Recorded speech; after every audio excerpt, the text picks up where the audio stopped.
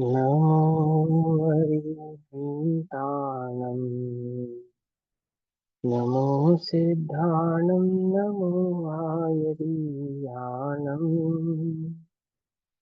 नमो यज्ञायानम् नमो लोये सहसाहनम्।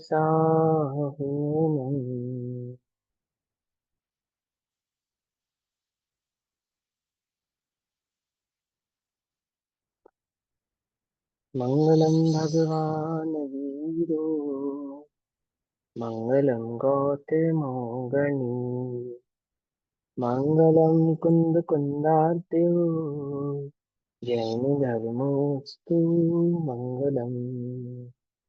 सर्वमङ्गल्यमाङ्गल्यं सर्वकल्याणकारकम् प्रधानां सर्वधर्माणां जयं जयतु शासनम्।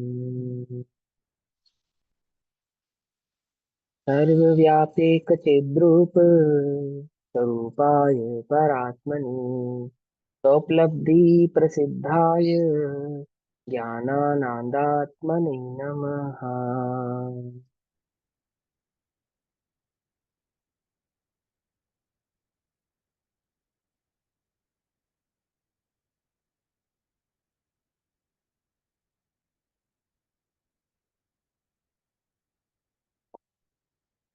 हमारी दोपहरकालीन स्वाध्याय का विषय चल रहा है श्री प्रवचन सारजी प्रमागम। श्री प्रवचन सारजी प्रमागम का स्वाध्याय हम सभी आचार्य अमृतचंद्र देव द्वारा रचित तत्व प्रदीपिका और आचार्य जयसेन देव द्वारा रचित तात्पर्य वृत्ति टीका के आधार से कर रहे हैं। भाव चल रहा है ज्ञान तत्व प्रज्ञापन के अंतर्गत शुभोपयोग अधिकार का। शुभोपयोग अधिकार के अंतर्गत 72 नंबर की गाथा 72 नंबर की गाथा बतला रही है कि वह जो शुभोपयोग है वो भी वास्तव में दुख रूप ही है। क्यों? क्योंकि शुभोपयोग का जो फल है ऐसी इंद्रियां, और वो इंद्रियों के जो विषय हैं वो वास्तव में जो स्वाश्रय से उत्पन्न होने वाला स्वाभाविक सुख है उसमें बाधा करने वाले हैं। अर्थात उसको नहीं होने के कारण स्वाभाविक सुख की नहीं होने पर ही जीव पांच इंद्रिय के विषयों में आसक्त होता है। तो वो पांच इंद्रिय के विषय कैसे हैं? वे दुख रूप है। तो जो उन विषयों को देने वाला शुभोपयोग है वह भी दुख रूप ही हुआ। ये भाव समझाते हैं। गाथा पढ़ने से पहले एक बात, कल की कक्षा में जो हमारी चर्चा हुई कर्णन युग से सम्यक दर्शन से संबंधित, उसमें एक छोटा सा सुधार सभी कर लें। छोटा नहीं, बड़ा ही सुधार है। मेरी भी गलती रही उसके अंदर और आप सब भी उसमें सुधार कर लें। मेरी ये मान्यता थी कि औपशमिक सम्यक दर्शन के बाद जो क्षौपशमिक सम्यक दर्शन होता है और छायिक सम्यक दर्शन होता है, तो औपशमिक सम्यक दर्शन के बाद होता है, क्षौपशम से सीधा नहीं होता।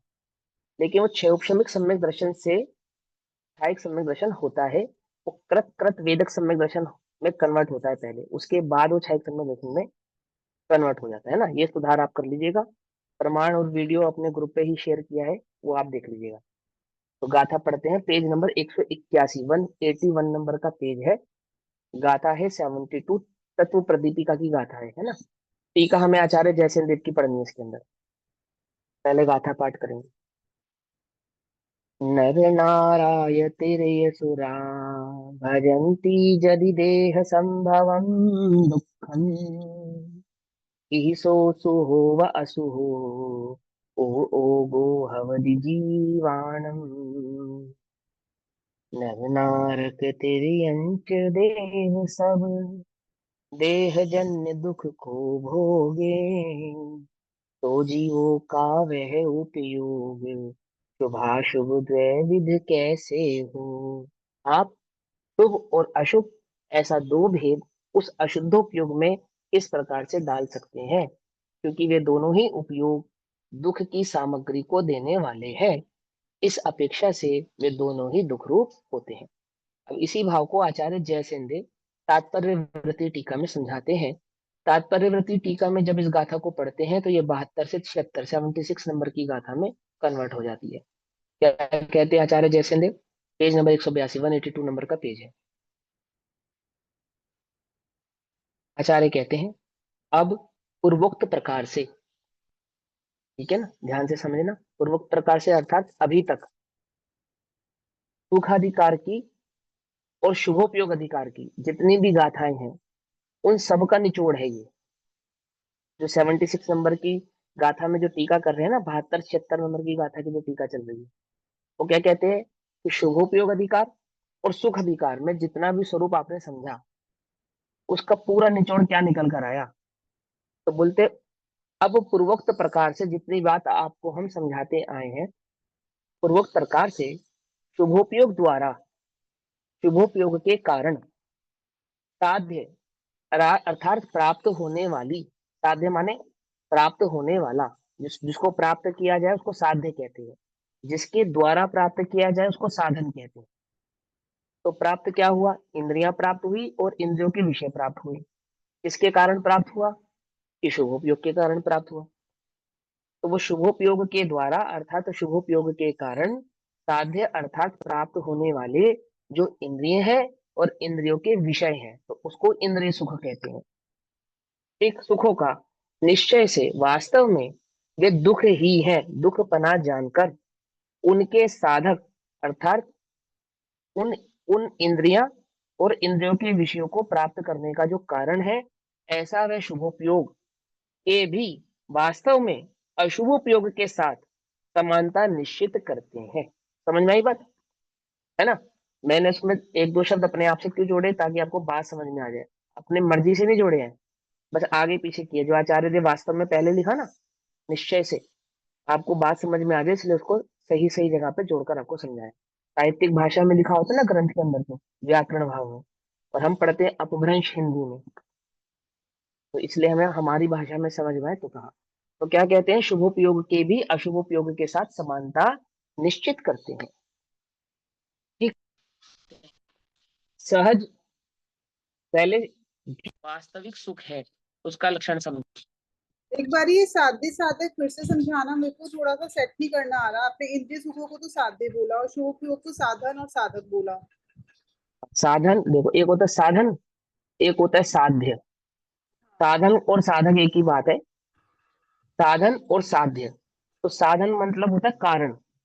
जैसे आप दिल्ली से मुंबई गए, तो किस साधन से गए, गाड़ी से गए, बस से गए, ट्रेन से गए, साधन लोगे नहीं लोगे।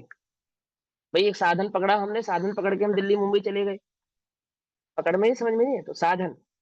तो दिल्ली से मुंबई जाने का साधन, ऐसे ही शुभोपयोग क्या हुआ, साधन किसका, दिल्ली से मुंबई जाने का साधन है बस, ट्रेन। ऐसे ही इंद्रिय और विषयों को प्राप्त करने का साधन है शुभोपयोग। पकड़ में ही बात। तो साधन तो हुआ शुभोपयोग, ठीक है, क्लियर। और और शुभोपयोग से प्राप्त होने वाली वस्तु हुई साध्य। शुद्धोपयोग तो है साधन और मोक्ष है साध्य, आत्मा का सुख है साध्य। समझ में ही बात नहीं, समझ में। ठीक। अब निश्चय से जो साध्य साधन होता है वो तो अंतरंग में ही लगता है, एक में ही लगता है, आत्मा ही साध्य है, आत्मा ही साधन है।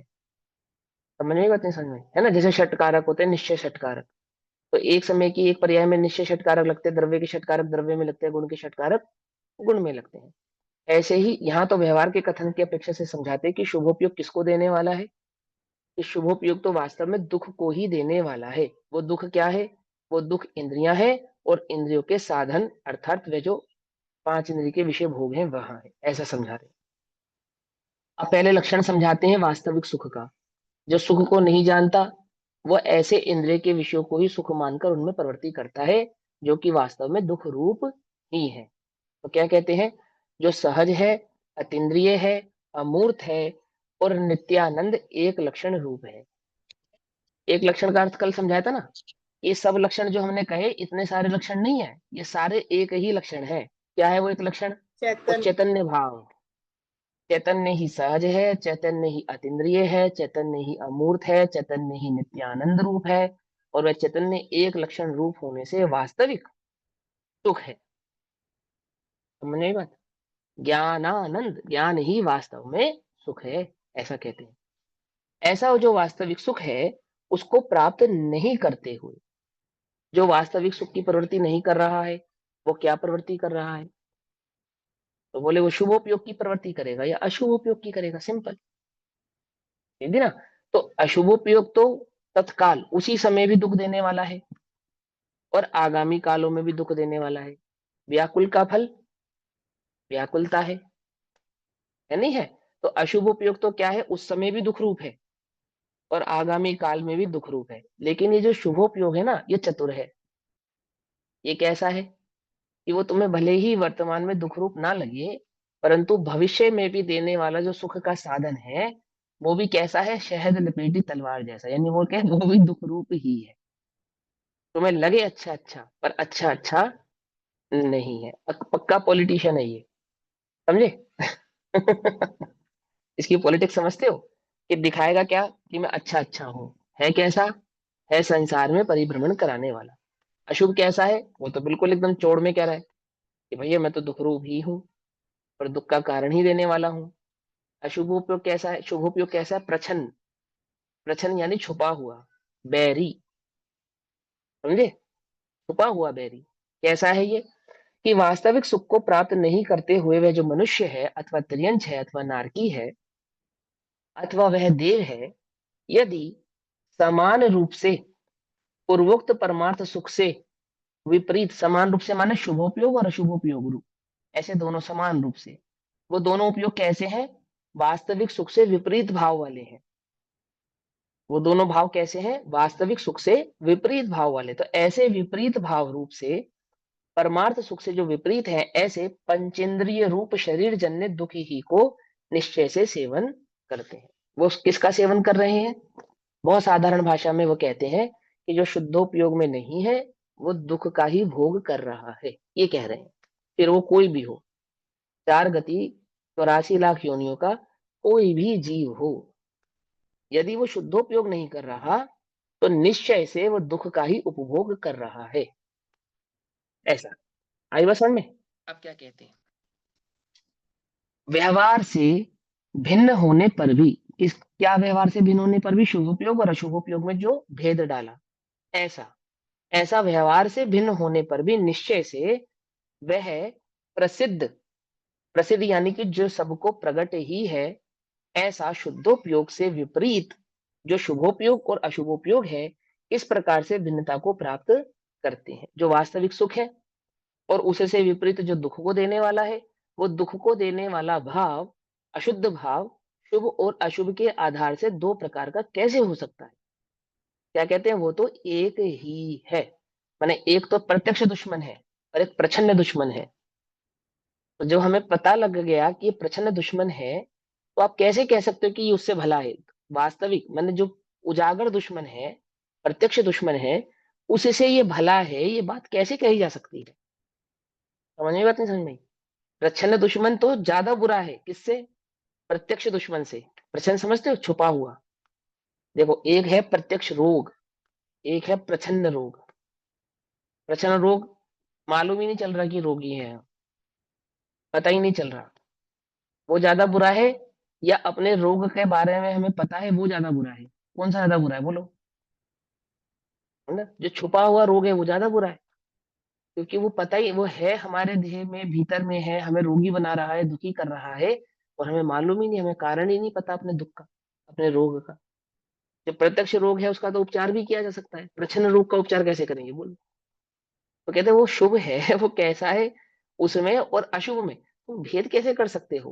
तुम्हें मालूम होना चाहिए कि उसका फल क्या है, और वो दुख रूप ही है।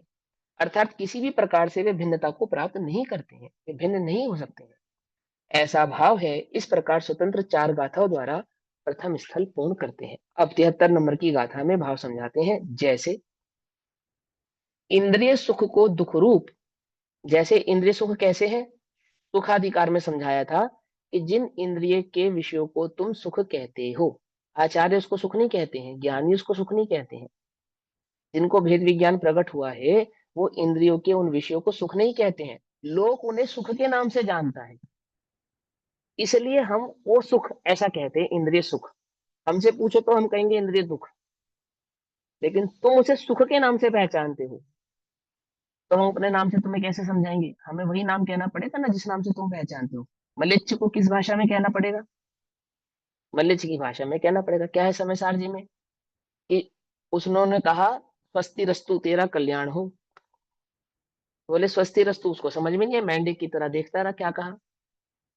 तो फिर किसी अन्य ने उसको समझाया कि वे कहते हैं कि तेरा कल्याण हो, तो उसको बात समझ में आती है, ओहो अच्छा मेरा विनाशी कल्याण हो, ऐसा वो कह रहे हैं। ऐसे ही आचार्य ने कहा इंद्रिय दुख, हमें समझ ही नहीं आया,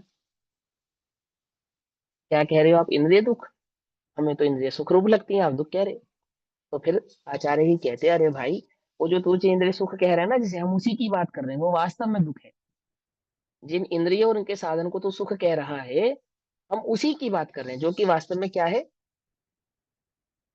क्या है, वो वास्तव में दुख है। ऐसा तो क्या कहते हैं, जैसे इंद्रिय सुख को दुख रूप और शुभोपयोग को अशुभोपयोग के समान बतलाया है। इंद्रिय सुख तो वास्तव में दुख है, और शुभोपयोग वास्तव में अशुभोपयोग का ही भेद है, ऐसा कहा है। उसी प्रकार अब शुभोपयोग जन्य, जो शुभोपयोग देने वाला है, ऐसा जो पुण्य है, शुभोपयोग जिसको देने वाला है, ऐसा वो जो पुण्य है, उसे विशेषतः, अब यहाँ पे विशेषतः का अर्थ क्या है, भली प्रकार से, समझे, यहाँ विशेषता का अर्थ क्या हो जाएगा, भली प्रकार से, पकड़ में ही बात। विशेष, ये हमारे विशेष अतिथि हैं, इन पे विशेष ध्यान दो, समझे नहीं समझे। तो यहाँ क्या कहना चाहते हैं, ध्यान केंद्रित करो तुम अपना, विशेष ध्यान केंद्रित करो। क्या ध्यान केंद्रित करें हम इस पे, कि ये बात हम तुमको समझाने वाले हैं कि अशुभ को तो तुम बुरा मानते हो, कि हाँ, अब हम तुम्हारा ध्यान इस ओर केंद्रित करेंगे कि वो शुभ भी बुरा है, उस शुभ उपयोग की बुराइयां हम तुम्हें बतलाने वाले हैं। तो क्या कहने चाहते हैं, उसे विशेषता, किसे, उस शुभ उपयोग को विशेषतः दूषण देने के लिए, क्या करने के लिए, उसे दोषी बतलाने के लिए, उसे दोषी साबित करने के लिए, वो दोषी है, दूषित है, ऐसा बतलाने के लिए उस पुण्य को अथवा उसके अस्तित्व को स्वीकार करके उसकी बात का खंडन करते हैं। क्या करते हैं, हाँ हम ये स्वीकार करते हैं कि एक पुण्य नाम का भी बैरी है, और हमें इस बात में भी कोई आपत्ति नहीं है कि वो पुण्य तुमको स्वर्ग आदि के और पांच इंद्रिय के विषय देने वाला है, स्वर्ग आदि गति देने वाला है, पांच इंद्रियां देने वाला है, और इंद्रियों के विषय देने वाला है, ये बात तो हम स्वीकार करते हैं। लेकिन क्या है, वो वास्तव में बैरी है, ये बतला रहे हैं। याद है उदाहरण, एक माँ है एक बुआ है ना, और बच्चे पेट में, बुआ रोग है, जबरदस्त रोग है। क्या बात हुई, बात ये हुई कि डॉक्टर ने कहा कि भूल से भी इसको मीठा नहीं देना, भूल से भी नहीं देना, है ना, दोगे तो क्या हो जाएगा, मर जाएगा। अब देखो, इंद्रिय के विषयों की प्राप्ति नहीं होने पर जीव की स्थिति कैसी है, जैसी उस बच्चे की मीठा खाने की इच्छा है, रो रहा है, बिलख रहा है, तड़प रहा है, हाथ पैर पटक रहा है, मुझे तो चाहिए, मुझे तो वो मीठा ही चाहिए। बुआ से देखा नहीं गया, बुआ कौन है यहाँ पे शुभोपयोग, शुभोपयोग से देखा नहीं गया, उसने क्या कहा, कोई बात नहीं भाई इसे खिला दो, मीठा खिला दो। अब क्या होगा, क्या होगा, बोले वो मरण को प्राप्त हो जाएगा। ऐसे ही वो शुभोपयोग वाला जीव जो पांच इंद्रिय के विषयों को प्राप्त करता है, और पांच इंद्रिय के विषयों को प्राप्त करके जब उसमें प्रवृत्ति करता है, तो बंधन किसका करता है, बंधन किसका करता है। पुरुषार्थ सिद्धि उपाय में क्या समझाया, आचार्य कहते हैं ये बात तो ठीक है कि परस्त्री सेवन करना पाप है, परंतु स्वस्त्री सेवन करना कौन सा पुण्य है, ये कहते हैं। वो कहते हैं ये बात तो सही है कि रात्रि भोजन करना पाप है, पर दिन में भोजन करना कौन सा पुण्य है, छना अनछना जल पीना पाप है, पर छना जल पीना कौन सा पुण्य है, ऐसा आचार्य देव वहां समझाते हैं। समझे नहीं समझे, वो तो हम तो तुम्हें भेद बस इसलिए कर रहे हैं कि अधिक हिंसा से कम हिंसा भली है। तो अभक्ष में अधिक हिंसा होने से हम अभक्ष का निषेध करते हैं, परंतु इसका अर्थ ये नहीं है कि हम तुम्हें भक्ष्य खाने के लिए प्रेरित करते हैं। हम तो तुमसे कहते हैं कि खाना ही न पड़े ऐसा उपाय करो, अथवा इंद्रियों के अभाव का उपाय करो। पकड़ में ही बात, नहीं पकड़ में। तो क्या कहते हैं कि वो जो पांच इंद्रिय के विषय प्राप्त भी होंगे, तो उनसे होगा क्या जब तू उनमें प्रवृत्ति करेगा, तो उनकी प्रवृत्ति का फल क्या होगा। और देखो, एक बात समझो ध्यान से, कर्णन योग की अपेक्षा से समझो। 100% नारकी नरक से निकलकर कहा नहीं जाते, वापस नारकी नहीं होते। और 100% नारकी ही वापस कहा नहीं जाते, निगोद आदि 2 इंद्रिय 3 इंद्रिय 4 इंद्रिय आदि पर्यायों में नहीं जाते। नियम से संगी पंचेंद्रिय ही होते हैं 100% नारकी। और 99.99% जो देव हैं वो देव गति से निकलकर कहाँ जाते हैं, वो एक इंद्रिय आदि विकल्प त्रय आदियों में चले जाते हैं। अब सोचो, पकड़ में ही बात नहीं पकड़ में? देवगति किसका फल है, शुभोपयोग का फल है। और उस शुभोपयोग की प्रवृत्ति के बाद कहाँ गए, एक इंद्रिय विकलित त्रय आदियों में चले गए। आती है बस, समझ नहीं आती है? और आपको मालूम, नरक से ज्यादा दुखी एक इंद्रिय है, नारकी से ज्यादा दुखी वो एक इंद्रिय जीव होता है। हमें तो दुख के नाम पे नरक याद आता है, पर वास्तव में जो अधिक दुखी है वो एक इंद्रिय आदि जीव है। आई बात समझ में? नहीं समझ नहीं? वो क्या कह रहे हैं कि उस शुभोपयोग का जो फल तू प्राप्त करेगा भी, उस फल की प्राप्ति में जाएगा कहाँ, उस फल की प्राप्त होने वाली सामग्री में प्रवृत्ति कर कर जाएगा कहाँ, ये कहते तो बतला। जय थावर्तन धरे यो भैया परिवर्तन हाँ ये करे। हाँ हाँ हाँ हाँ। अभी हमने पीछे पढ़ा था ना, तिर्यंश गति, देव गति और मनुष्य गति तो शुभोपयोग का कारण है। तो हमने एक इंद्रिय तो तिर्यंश गति में आती है, फिर हमने इसे सबसे ज्यादा दुखी क्यों बोला, किस अपेक्षा से बोला? अभी जैसे उस समय मैंने ये भी समझाया था कि संघी पंचेंद्रिय त्रियंश की अपेक्षा से कथन चल रहा है यहाँ पर, ये भी समझाया था, अच्छा ठीक है। है ना। कि जब हम तिरंज गति की तुलना देवगति और मनुष्य गति से करें, तो वहां पे तिरंज गति कहने का तात्पर्य संघी पंचेंद्रिय पना है। दूसरा कारण, त्रियंचों में भोग भूमि होती है, होती है नहीं होती है। विकल्प रहते शुरू हो जाता है 2 इंद्रिय से, क्योंकि 2 इंद्रिय का जीव भी बचना चाहता है ना, तो इसके लिए उसको वो कहा है कि वो भी बचना चाहता है, तो इसलिए इस तिर्यंच गति को शुभ माना।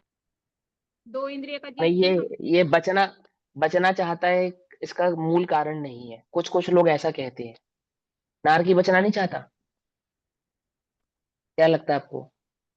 मरना चाहता है, लेकिन मरना चाहता है किस मात्र मरना चाहता है, बचना नहीं चाहता। बचना नहीं चाहता तो वैतरणी नदी में क्यों कूदता है? बचना नहीं चाहता तो जान बचाने के लिए जंगल की ओर क्यों दौड़ता है? जब असुर जाति के देव उसे मारने आते हैं तो अपनी जान बचाने के लिए नहीं दौड़ता? नार की जीव वो तो मरना ही चाहता है। यहाँ पे कोई मरना चाहता हो तो ट्रेन के आगे दौड़ता है, वहां वो मरना चाहता है तो असुर जाति के देव से बच के भागता है। क्यों भागता है बच के, अगर मरना ही चाहता है तो? वैतरणी नदी में क्यों कूदता है वो, यदि मरना ही चाहता है तो? मरण का तो उपाय मौजूद है उसके पास, नहीं, जो बचने के भी पर ऐसे तो कूदता है। शुभ, ये 3 गतियों को शुभ माना और नर गति को शुभ मैं नहीं बतला रहा हूँ, हाँ बतला रहा हूँ ना, सिर्फ इसलिए बतला रहा हूँ कि तिरंज गति में भोग भूमि का भेद होता है या नहीं होता? होता है। नरक गति में भी होता है क्या? नरक गति में नहीं होता। सिंपल सी बात है, भोगों की सामग्री प्राप्त होना और भोगों की सामग्री को प्राप्त करके उस भोगने की शक्ति का प्राप्त होना, दो बातें समझ में आई। एक तो भोग सामग्री प्राप्त हुई, एक भोगने की शक्ति प्राप्त हुई। तो ये दोनों बातें कहाँ हो सकती हैं? बोले चार चार गतियों में 3 गतियां ऐसी हैं जिनमें भोग सामग्री भी प्राप्त होती है और भोगने की शक्ति भी प्राप्त होती है। लेकिन नरक गति में ना तो भोग सामग्री प्राप्त होती और ना ही शक्ति प्राप्त होती। क्या बात कर रहे हो कि हाँ 100% नपुंसक होते हैं, 100% नपुंसक होते हैं। सामग्री के नाम पे क्या प्राप्त होता है जरा बताओ? समझे नहीं समझ में बात, पकड़ में ही बात? ये चीज है। तो ऐसा नहीं, वहां पे उसको भोग की प्रधानता है, मतलब भोग की सामग्री की प्राप्ति है और उसको भोगने की शक्ति प्राप्त है। ये दो बातें वहां प्राप्त होने के कारण उनको शुभ गति में डालते हैं। और वहां संगी पंचेंद्रिय की मुख्यता से ही कथन है, बाकी अन्य की मुख्यता से वहां कथन भी नहीं है। क्योंकि उपदेश किसको देते हैं बताओ, संगी को देते हैं, संगी को देते हैं? भैया एक कारण ये भी है, हो सकता है कि संगी हाँ पंचेंद्रिय त्रियंच सम्यक दर्शन धारण कर सकता है, अपने को जान हाँ, सकता लेकिन है। लेकिन सम्यक दर्शन की मुख्यता नहीं है। फिर भी नहीं वही बात, इसलिए वहां पे शुभ शुभ, कह, हाँ शुभ हम इसलिए अच्छा तो नहीं, निकाले एक ना, हाँ अपेक्षा कहा तो से मांग हाँ सकते हाँ हैं। हाँ, अर्थ तो हम कोई भी निकाले, लेकिन यहाँ शुभ कहने के पीछे तात्पर्य तो भोगों की प्रधानता ही हाँ है। ठीक है, क्योंकि अन्य तो मत के भी तो जीव शुभ करते हैं। हाँ हाँ बहुत है हाँ। बहुत सारे रीजन है उसके, लेकिन मूल रीजन यही है। समझ में बात? शुभ कहने के पीछे का कारण है, वो मरना या बचने की बात नहीं है। नारकी भी बचना चाहते हैं, और ठीक है किसी एक ने कहा कि वो मरना ही चाहते हैं, बचना नहीं चाहते, इसलिए उसको शुभ कहा। और गतियों में जीव मरना नहीं चाहता, बचना चाहता है, पर ऐसा नहीं है। नारकी भी बचना चाहता है, वो भी अपने जीवन की रक्षा करना चाहता है। और वो आप पढ़ लो नरक का वर्णन 6 डाला में, तो स्पष्ट है।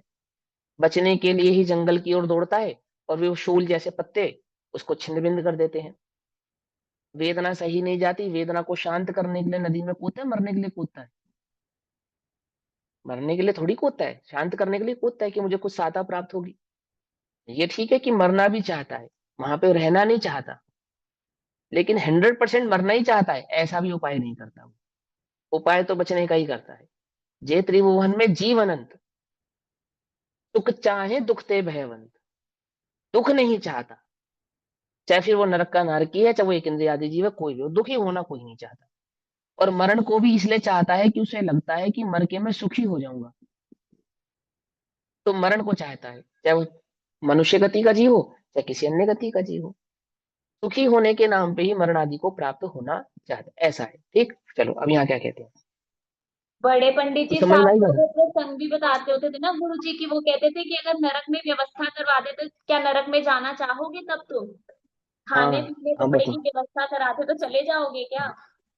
हाँ, नहीं नहीं जाएंगे, तब भी नहीं जाना चाहेंगे, वो बात भी सही है। खाने पीने कपड़े की व्यवस्था हो जाएगी, लेकिन एक बात बताऊं, जिस दिन व्यवस्था हो जाएगी उस दिन जाने से डरेगा भी नहीं। ये एक क्वेश्चन बात मेरे कुछ को ऐसी ही था है। हाँ, इसमें बोलो। कि मैं जीव है, आप सब देखो, जीव हैं। तो जब जीव हैं तो अपने इस शरीर को अपन रखे हैं, और अपने शरीर में निगोदीय जीव हैं, अनंत निगोदीय जीव अभी भी हैं। हाँ और जब हाँ मेरा अकेला एक जीव निकलता है तो ये निगोदीय जीव जो रहते हैं, अभी तो वो जितने भी सड़ रहे गल रहे या जो भी निकल रहे हैं तो पता नहीं पड़ता, अपन को बदबू नहीं आती कुछ नहीं, क्योंकि मेरे जीव अकेले रहने के कारण इस शरीर पुद्गल में। और जब मैं निकल जाता हूँ तो इसको बदबू आने लगती है, सड़ने लगता है, और फिर उस जीव की रक्षा के भाव के हमको नहीं आते, क्योंकि सिद्ध भगवान ने तो सबको सिद्ध जाना है ना। हाँ, तो मेरे को बात आप कहना क्या चाहते हो, बात समझ में नहीं आई। मेरे को ये समझ में नहीं आ रहा कि मेरे अकेले निकलने से शरीर क्यों सड़ता है। निगोदिया जीव तो अभी तो अब भी है, वही वही निगोदिया है, वही स्वामी, अभी। स्वामी की अपेक्षा से, स्वामी की अपेक्षा से, स्वामी तो मैं ही हूँ इस पंच अपना संघी स्वामी पंचेंद्र स्वयं जीव है का। ना। नहीं नहीं, सुनो सुनो, एक बात, मेरी एक बात सुनो ध्यान से, पहले बात को ध्यान से सुनो। जी। प्रत्येक जीव की सत्ता भिन्न है, और हाँ। प्रत्येक जीव के कर्म भिन्न है ना? तो वो कर्म भिन्न होने से, उस कर्मों के आधार से प्राप्त होने वाला जो द्रव्य कर्म, अर्थात जो नो कर्म आदि देह आदि है, वो भी उसकी भिन्न है या नहीं है? समझना ध्यान से। एक इंद्रिय जो निगोदिया जीव है, उस एक इंद्रिय निगोदिया जीव के पास अपनी देह भी प्राप्त है उसको, वो अपनी देह समेत यहाँ रहता है इस देह में, मात्र मेरी देह के आश्रित नहीं रहता। रहता तो वो अपनी देह के आश्रित ही है, उसकी देह इस आश्रित रहती है। जैसे जैसे मेरी, मैं देह में हूँ, इस देह में हूँ, और इस देह को आश्रय है ना, हवा पानी बिजली आदि का आश्रय है या नहीं है? अभी हवा रोक दो, ऑक्सीजन खत्म हो जाए, फिर क्या होगा मेरा? पानी खत्म हो जाए, फिर क्या होगा मेरा? पकड़ में, ये बात नहीं पकड़ में, इस देह के साथ क्या होगा? मरण को प्राप्त होगा नहीं होगा? तो इसका मतलब ये थोड़ी ना कि हवा पानी मेरी देह हो गई। देह तो मेरी यही रहेगी जो है, इस देह का आश्रय हवा पानी है। ऐसे ही वो एक इंद्रिय जीव है, उसके पास अपनी एक इंद्रिय युक्त देह है, अपनी देह है उसके पास। वो देह समेत इस शरीर में, इस शरीर के आश्रय रहता है, इसलिए वो इस शरीर का स्वामी नहीं कहलाएगा। स्वामी तो शरीर का मैं ही कहलाऊंगा, क्योंकि मेरी आत्मा के पास इसके अलावा दूसरी देह नहीं है इस समय। क्या समझे? जो नो कर्म की देह, वो तो मेरे आत्मा, मुझ आत्मा के पास यही एक देह है, दूसरी नहीं। पकड़ में, ये बात नहीं पकड़ में आई? और उस एक इंद्रिय के पास अपनी देह है, दो इंद्रिय के पास अपनी देह है, और अपनी देह के साथ इस देह के आश्रय में वो रहता है। आती है बात समझ में या नहीं समझ में आती? ठीक है ना, ऐसा समझो। चलो अब आगे चलते हैं। हाँ हाँ, तो क्या समझा रहे थे कि वो नरक नरक आदि है, वहां पे क्या नहीं है, उनको भोग का भेद नहीं है, इसलिए उसको अशुभ काउंट किया। अब वो क्या कहते हैं कि विशेषतः दूषण देने के लिए, किसको दूषण देने के लिए? पुण्य का जो फल है वह भी दूषित करने वाला ही है। 99% नहीं है, हाँ 99% जो देव है वो कैसे हैं? विकलेंद्रिय, एक इंद्रिय आदि जीव गतियों में जाने वाला होने से दुख का ही फल भोगते हैं, ठीक, देने से। और सुनो यहाँ पे भी चक्रेश्वरी सो नरकेश्वरी, क्यों, है या नहीं? अर्थात 5 इंद्रिय के विषयों को भोगते हुए जो मरण को प्राप्त होता है, ऐसा वो चक्रवर्ती भी कहाँ जाता है? नरक में ही जाता है, ऐसा कह रहे हैं। ठीक, तो क्या कहते हैं, दूषण देने के लिए उस पुण्य को अर्थात उसके अस्तित्व को स्वीकार करके अब उसकी बात का खंडन करते हैं, अर्थात उस पुण्य का खंडन करते हैं कि वो भला है, इस बात का खंडन करते हैं। पुलिसा हुच्चकधरा सुहो ओगप्प गए हिम भोगी हिम देहादिणम विद्धिं करेन्ति सुहृदा इवाभिरदा। इंद्र चक्रवर्ती आदिक शुभ मूलक विविध भोग भोगे तन पोषण में लीन रहे वे बहुत सुखी कैसे दिखते। जो इंद्रिय के विषयों के भोग में लीन है, वे सुखी कैसे दिख रहे हैं? तुम उनको सुखी कैसे मान सकते हो? क्योंकि विषय का भोग तो कैसा है, दुखी हुए बिना भोगा जाता नहीं है। एक बात बताओ, भोजन कब करोगे? जब भूख लगेगी तभी तो करोगे। तो भूख रूपी दुख को सहे बिना भोजन को ग्रहण करने की इच्छा किसे होती है? प्यास रूपी दुख को सहे बिना पानी पीने की इच्छा किसको होती है? स्पर्शन इंद्रिय के दुख का भाव हुए बिना स्पर्शन इंद्रिय संबंधी सुख को प्राप्त करने की इच्छा किसे होती है कोई जगत में ऐसा? नहीं है। समझ में बात नहीं, समझ में? तो क्या कहते हैं, वो दुख रूप है इसलिए तो भोग रहा है, उसे दुख हो रहा है इसीलिए तो सुखी होने के लिए भोग रहा है। पकड़ में ही बात नहीं, पकड़ में? और वो भोग रहा है, वो उसके दुख का सूचक होने से हम उसे सुखी ऐसा कैसे कह सकते हैं? वह तो सुखी नहीं है, ऐसा कहते हैं। तो क्या कहते हैं, पेज नंबर 183, 183 नंबर का पेज है, गाथा 73 चल रही है। वज्रधर और चक्रधर, अर्थात वज्र किसके पास होता है? इंद्रों के पास वज्र होता है, और चक्र चक्रियों के पास होता है।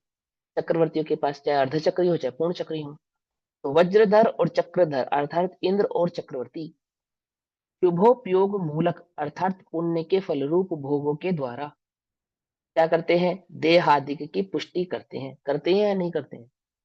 देह के देह को अच्छे लगने वाले विषयों का भोग करते हैं।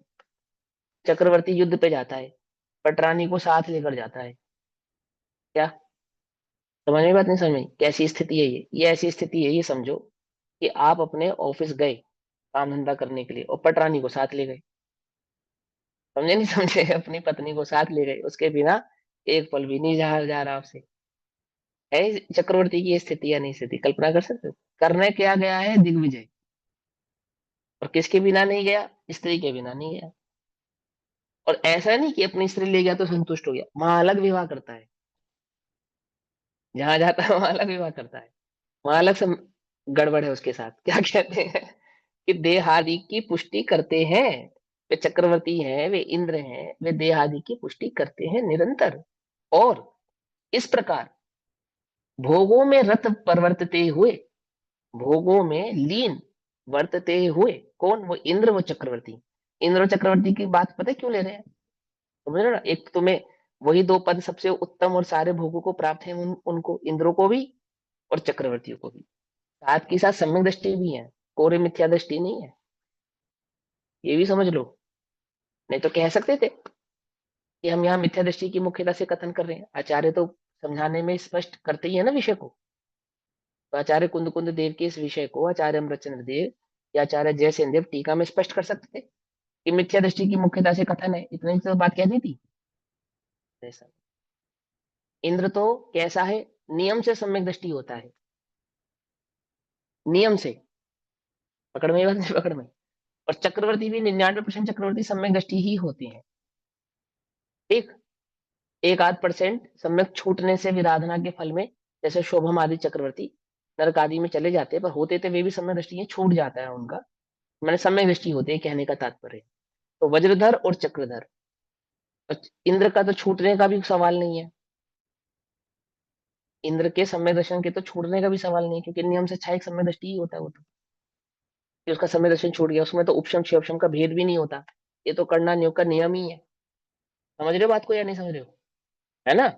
तो यहाँ क्या कहना चाहते हैं, वो वज्रधर हो चाहे चक्रधर हो, अगर वो शुभोपयोग का जो देने, शुभोपयोग का जो मूलक है, अर्थात शुभोपयोग जिसका मूल है, क्या है?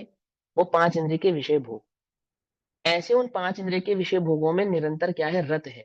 भोगों में परिवर्तता हुआ कैसा है? सुखी जैसे भाषित होते हैं। क्या लगते हैं हमें वे? सुखी लगते हैं। और इसीलिए पुण्य विद्यमान अवश्य है।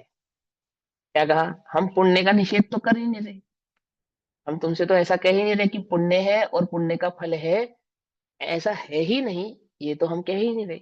लेकिन वो फल दुख रूप है, हम तो तुमसे ये कह रहे हैं। और ये कहने की सामर्थ्य किसके पास है? वो दिगंबर मुनिराज, जो निरंतर उस शुद्धोपयोग में उस अतीन्द्रिय आनंद का सेवन कर रहे हैं, तो ये बात भली प्रकार से जानते हैं, उस आनंद को भोगने वाले जीव, ओहो वो तो वास्तव में दुखी है, दुखी है। जगत में तुम सुख की जब गणना करते हो, सुखी होने की गणना करते हो, तो कैसे करते हो? कैसे करते हो है?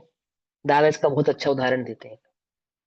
दादा ने उदाहरण दिया कि मैं पहली बार जब गुजरात गया, तो गुजरात मंडल में मैंने ऐसे पूछा पहली बार सहजता से कि यहाँ कितने जैन परिवार हैं।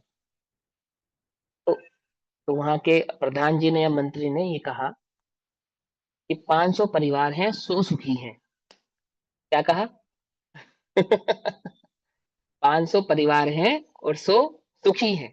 मतलब 100 सुखी है, मतलब अर्थात 100 संपन्न है, धन संपत्ति 100 परिवारों पे अच्छी है और बाकी 400 परिवारों पे सामान्य है। तो उन्होंने क्या भेद डाला सुख और दुख का?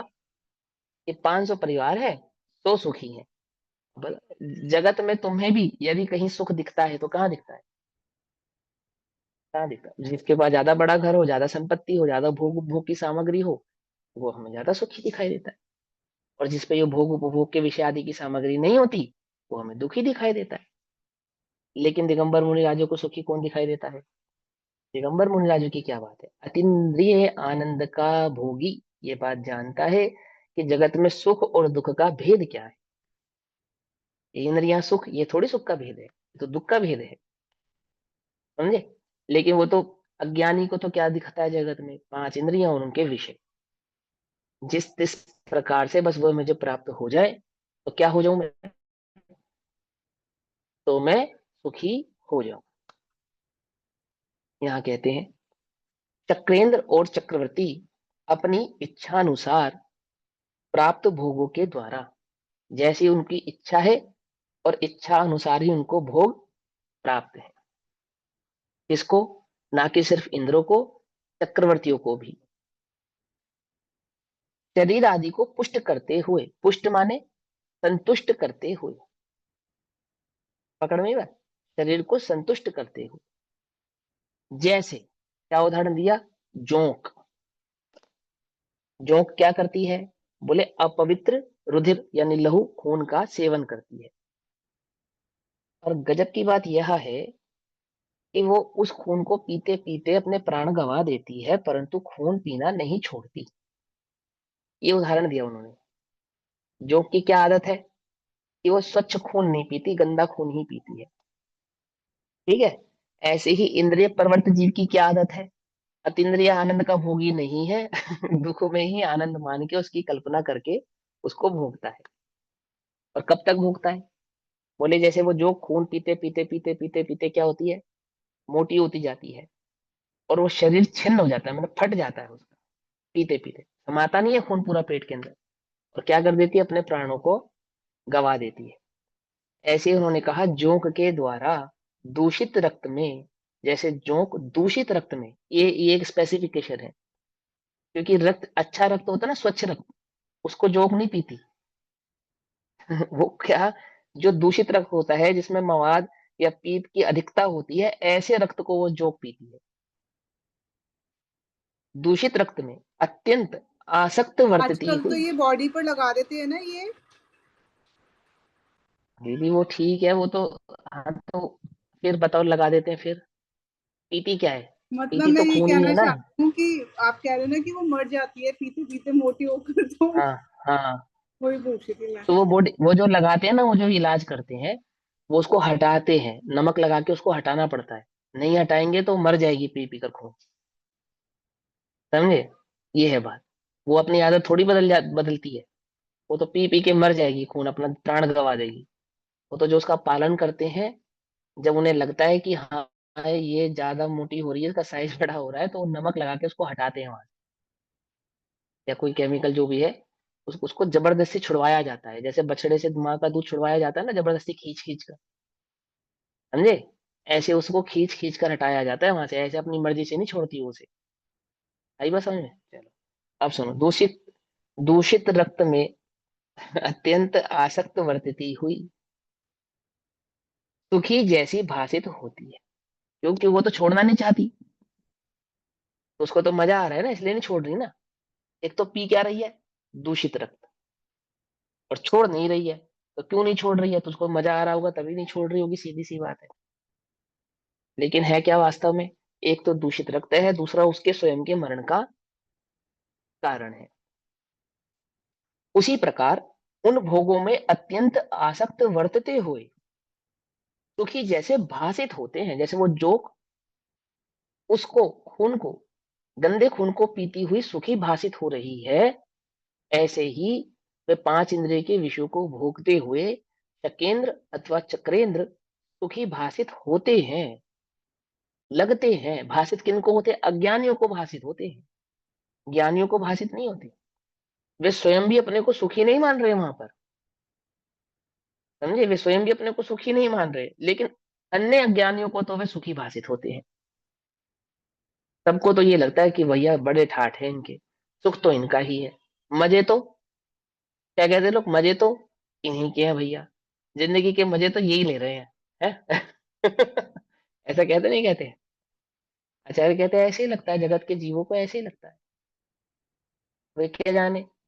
इसलिए शुभोपयोग जन्य, अर्थात शुभोपयोग जिसको देने वाले हैं, जिनके जन्मदातार शुभोपयोग है, ऐसा वो शुभोपयोग जन्य फल वाले पुण्य दिखाई देते हैं। तो वो पुण्य तो है, ये तो बात पक्की है। तो शुभोपयोग जन्य फल वाले पुण्यों का अस्तित्व दिखाई देता है लोक में। शुभोपयोग का फल हमें दिखाई देता है, परंतु वह फल कैसा है? कैसा है? दुख रूप है। लेकिन भोले जीवों को कैसा दिखाई देता है? पुण्य और उसका फल दिखाई देता है, उसका रिजल्ट दिखाई नहीं देता।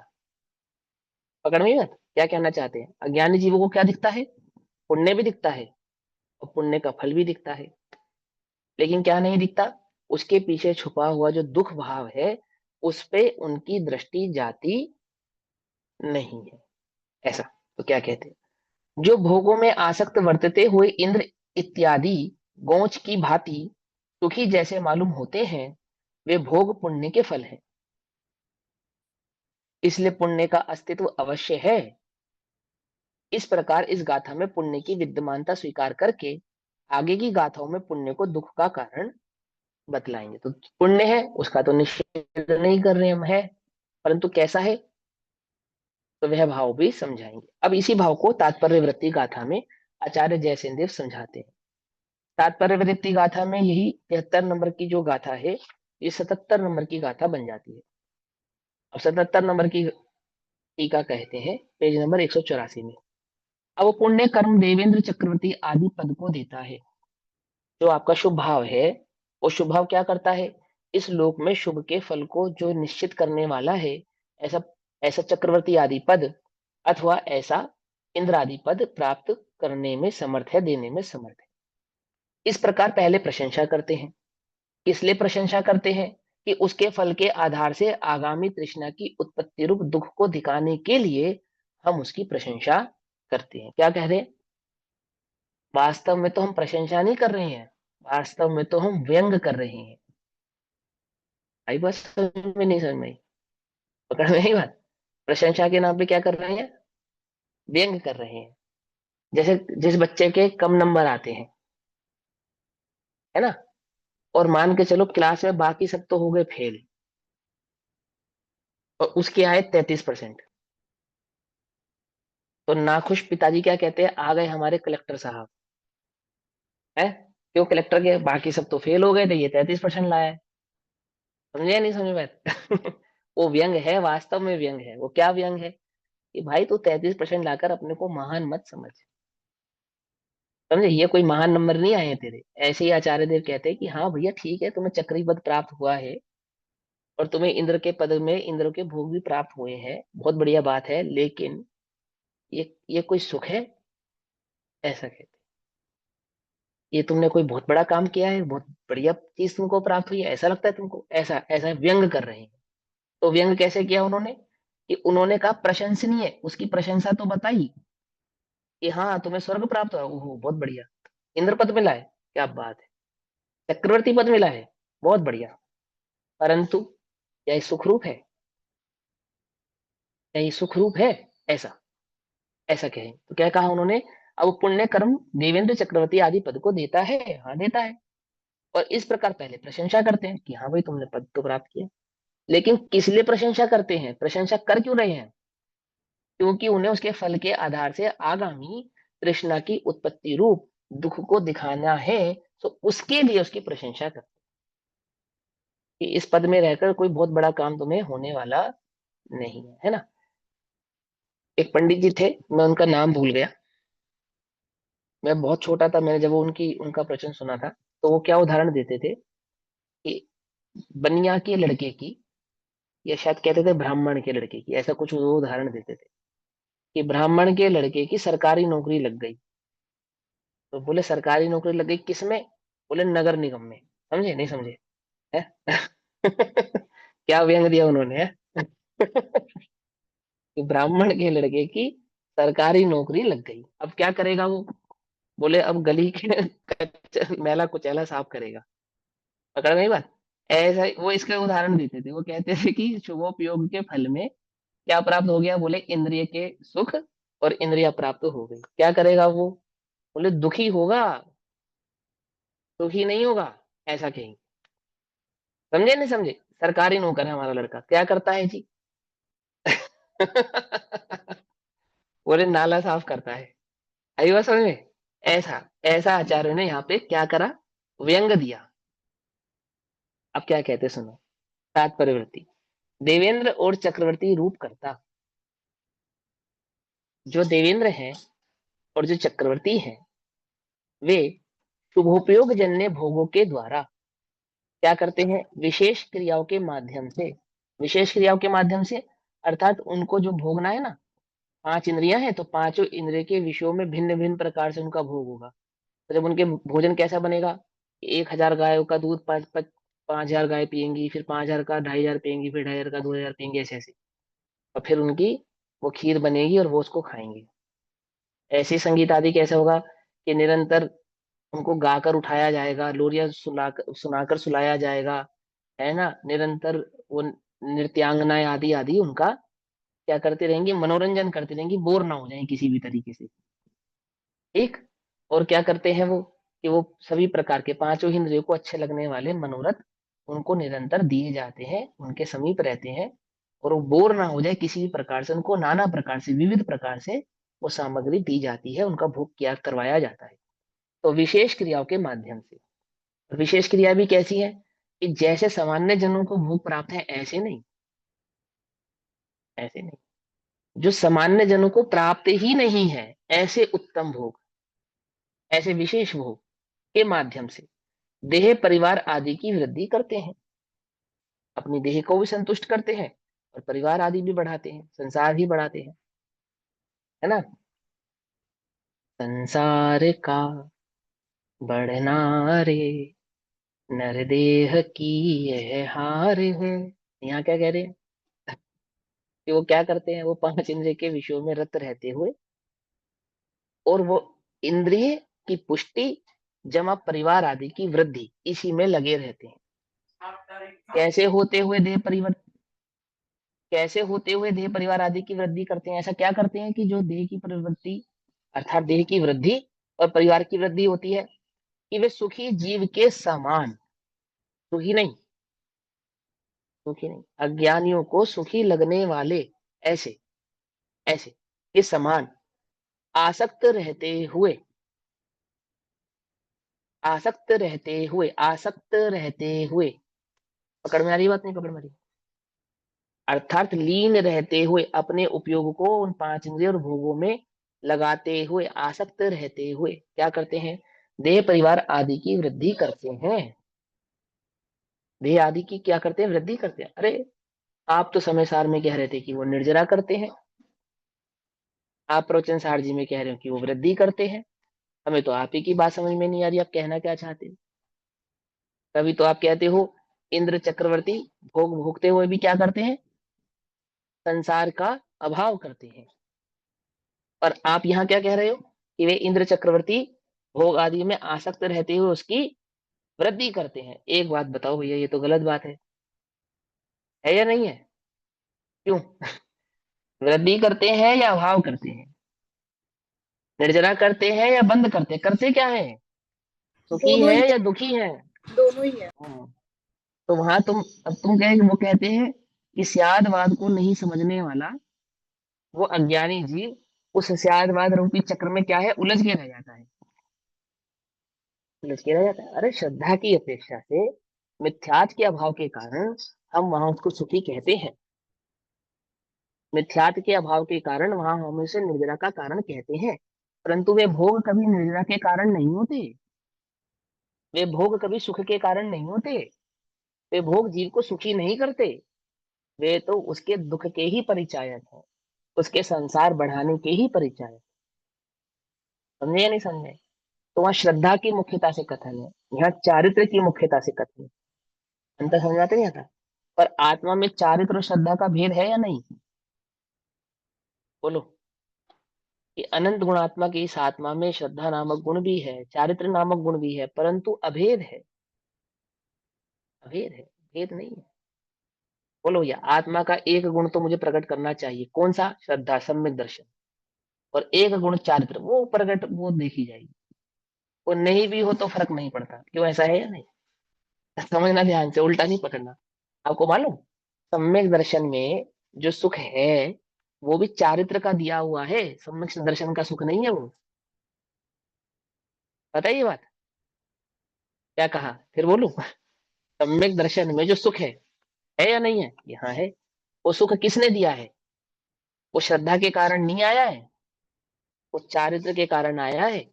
चारित्र की चार आत्मस्थिरता कषाय है का ना। परिणाम है भैया, हाँ, आत्मस्थिरता हर का चारित्र, परिणाम है। हाँ चारित्र, चारित्र का भेद है। ये बात समझ में आ रही है तुमको? सबको नहीं समझ में आ रही है? कैसे भैया, कैसे? जो चारित्र में जो चार कषाय है ना, उसमें एक कषाय अनंतानुबंधी का जो अभाव हुआ, वो उस जाति की वजह से उसे सुख, उस अनंतानुबंधी के अभाव के कारण उसको सुखी, और उस अनंतानुबंधी के अभाव के कारण ही उसे भोग आदि निर्जरा के कारण है, ऐसा कहा जाता है। समझ में आती है बात? नहीं समझ में आती है? समझना पड़ेगा तुम्हें इस बात को। और उस चारित्र की तुम क्या करते हो? उपेक्षा करते हो। किसके नाम पे? श्रद्धा के नाम पे। मेरी बात समझ पाओ तो भैया, सियादवाद का कथन है? किसकी उपेक्षा करते हो? चारित्र की उपेक्षा करते हो। किसकी अपेक्षा से? श्रद्धा की अपेक्षा से। जबकि वो श्रद्धा, उसके कारण सुखी नहीं है वो जीव। उल्टा नहीं पकड़ना भैया, मिथ्या ग्रहण मत करना मेरी बात को कि भैया क्या कह रहे हैं। उस श्रद्धा में भी जो सुख प्रकट हुआ है, वो चारित्र के अभाव के कारण, वो चारित्र में अनंतानुबंधी के अभाव के कारण प्रकट। श्रद्धा का काम तो अहमपना था, है ना, और उसमें वो तो सिर्फ ठीक है, प्रकट अभेद है। चारित्र से। चारित्र श्रद्धा से, श्रद्धा चारित्र से अभेद ही है। श्रद्धा सुख का कारण ही है, उल्टा नहीं पकड़ो। मैं तो भाव समझा रहा हूँ आपको कि हम जो अपेक्षा उपेक्षा जिसकी कर रहे हैं, हम उसके स्वरूप को नहीं समझ रहे हैं। ये समझ रहे हैं, ये बात है इसके अंदर, है ना। वो श्रद्धा भी श्रद्धा भाव से टिकी ही इसलिए क्योंकि वहां चारित्र में अनंतानुबंधी का अभाव हुआ है। ये भी समझने वाली बात है। ठीक, बाकी हमने विशेष तो आपको सबको समझाया है ना। क्या है? ज्ञान तो ज्ञान है ही, श्रद्धा भी ज्ञान ही है, चारित्र भी ज्ञान ही है। कैसे है? तो सब विस्तार भाव आप जानते हैं, अभी हम यहाँ करते हैं ध्यान से।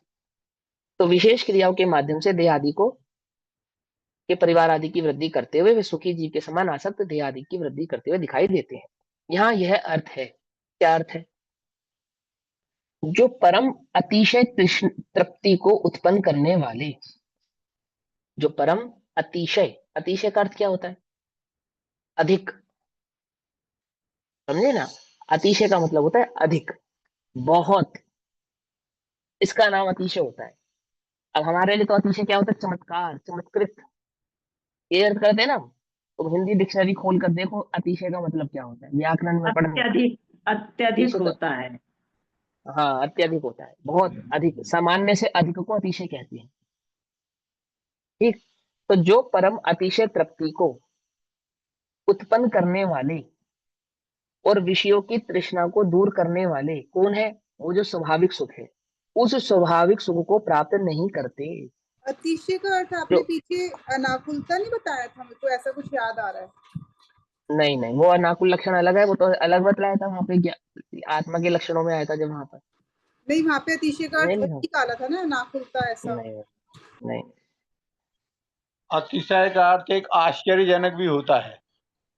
हाँ लेकिन अतिशय, आश्चर्यजनक अर्थ नहीं है यहाँ पर, फिर भी मैं आपको बतला देता हूँ। आह्लाद का अर्थ था वो, जो आप अतिशय से जोड़ रहे हो।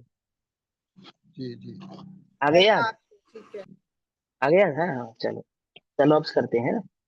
जो परम अतिशय तृप्ति को, बहुत अधिक तृप्ति को, संपूर्ण तृप्ति को एकदम तृप्त कर देने वाला है, वो कौन है? वो तो अतीन्द्रिय आनंद है, वो तो स्वाभाविक सुख है, जो जीव को तृप्त कर देने वाला है, फिर दूसरी कोई इच्छा नहीं उत्पन्न करने वाला है। तो जो परम अतिशय तृप्ति को उत्पन्न करने वाले हैं और जो विषय की तृष्णा को दूर करने वाले हैं, अर्थात जो वीतराग भाव वाला है ना, वो क्या है? वो तो स्वाभाविक सुख है। ऐसे स्वाभाविक सुख को जो प्राप्त नहीं करते हैं, वो क्या करते हैं? अर्थात यदि आप शुद्ध उपयोग में नहीं है तो पक्की बात है आप शुभ या अशुभ उपयोग के फल को भोग रहे हैं। तो क्या कहते हैं? तो दूषित रक्त में आसक्त जोंक के समान आसक्त होते हैं, वे सुख के आभास से शरीर आदि की वृद्धि करते हैं, अर्थात उसी में रत रहते हैं।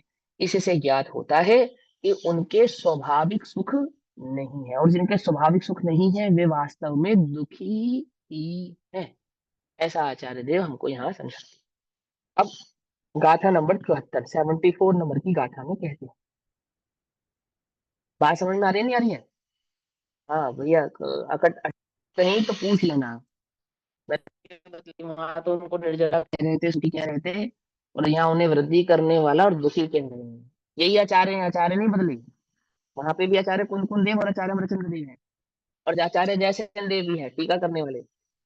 सेम एज बिल्कुल यहाँ पर भी वही आचार्य कुंकुन देव गाथा कहने वाले हैं, आचार्य जयसेन देव और आचार्य अमरचंद्र देव उस पर टीका करने वाले। क्या कहते हैं?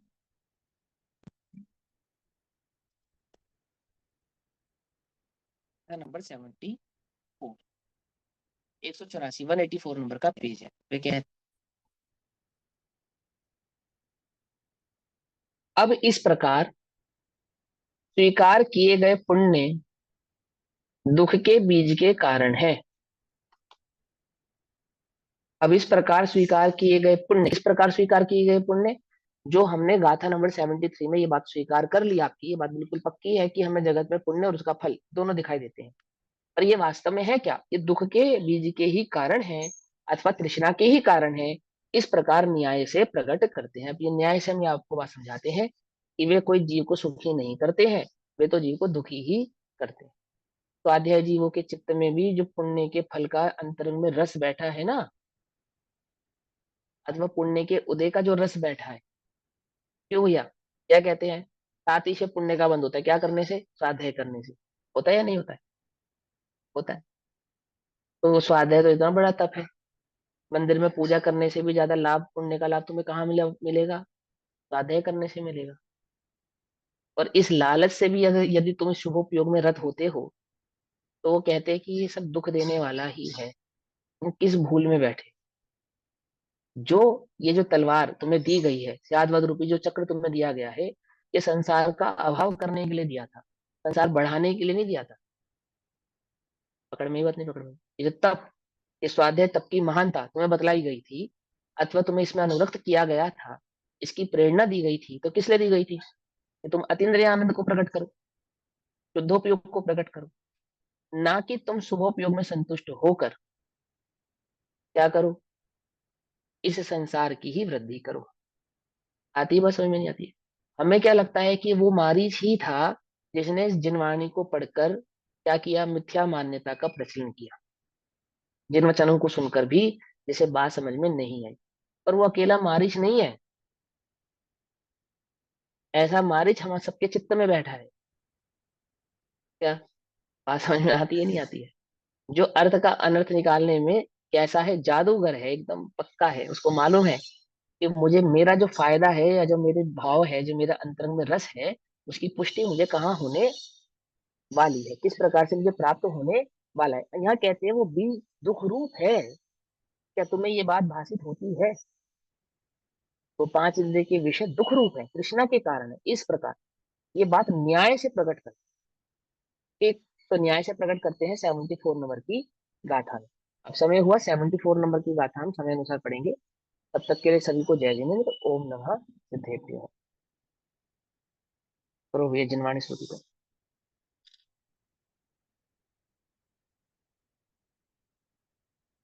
निधि निधि निधि में बताइए यहाँ। पढ़ो पढ़ो बोलो। माँ जिनवाणी मुझे अंतर में हो करे, मुझे रूप समा जाओ। शांत से शुद्ध गायक प्रभु की महिमा प्रतिक्षण दर्शाओ। गायक महिमा सुनते सुनते बस गायक मैं जीवन हो गए। बस गायक में ही रम जाऊं, सुनने के भाव विलय हूँ मैं। माँ जिनवाणी मुझे अंतर में चैतन्य नाथ की बात सुने से अद्भुत शांति मिलती है। मानो निज वैभव प्रगट हुआ, सब आधी व्याधि टलती है। माँ जिनवाणी मुझे अंतर में, माँ तेरा उपकार यही प्रभु सम प्रभु रूप दिखाया है। चैतन्य नाथ की बोधक माँ मैं सविनय शीश झुकाया हूँ। माँ जिनवाणी मुझे अंतर में हो करे, मुझे रूप समान।